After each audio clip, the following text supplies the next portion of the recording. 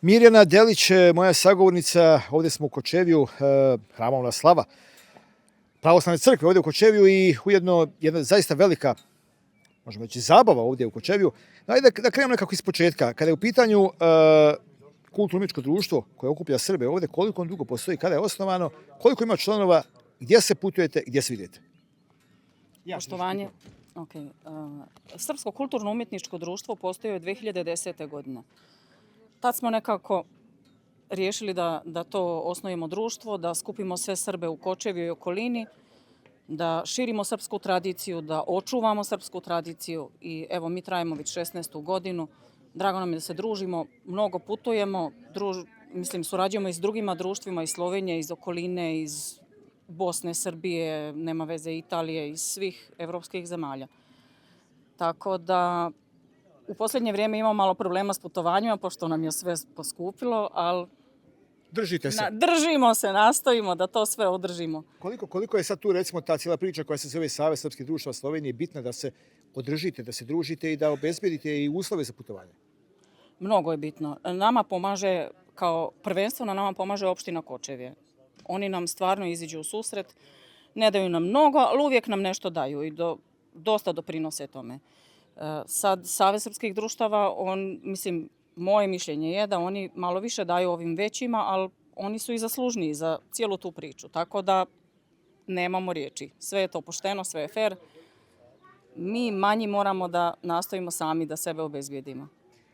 Rekla si mi u pripremi ovog razgovora, taman nekako kad ovi najmanji stasaju, odoše u Ljubljanu. Jeste, tačno je.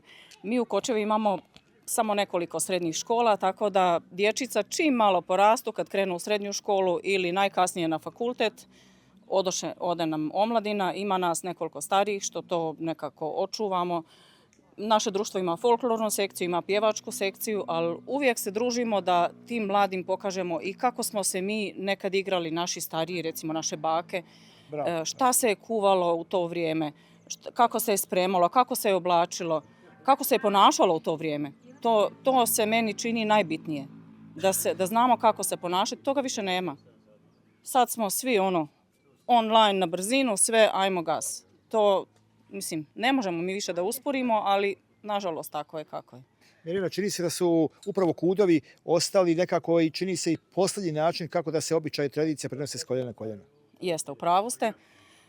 Svi ovi naši kudovi, ja kažem, ko što smo prije govorili za ove veće kudove, ja bi njima dala još više novca, pošto oni na pravi način pokazuju sve to šta se je nekad dešavalo i čuvaju tu tradiciju. Mi manji pokušamo to nekako da slijedimo, ali ne možemo toliko ko što oni, pošto je njih više, članova i više rade i Istina, Kočevje je mnogo manja sredina, ali ja iskreno, ako već mogu da iznesem svoje mišljenje, veoma sam zadovoljan. Imate mnogo mladih i uspjeli ste nekako privući.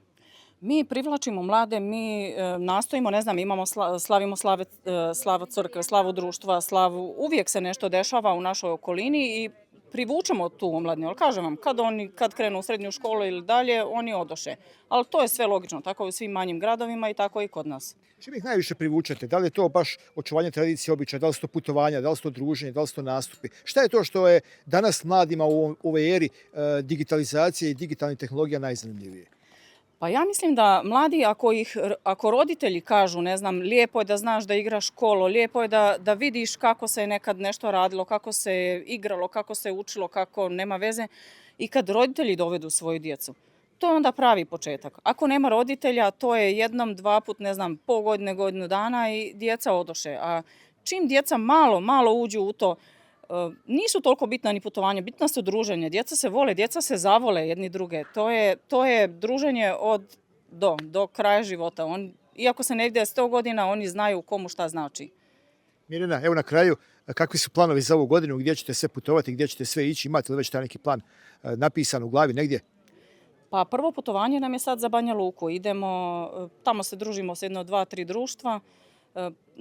Kočevska Šarenica? Ne, idemo Nije. kod Dragana Kavića. Ako Dragana Kavića, Da. 14. februar. Tako, A, dobro. tako. Lijepo. I ovim putem ga pozdravljam. Hoćemo. I- I mi ćemo ga pozdraviti.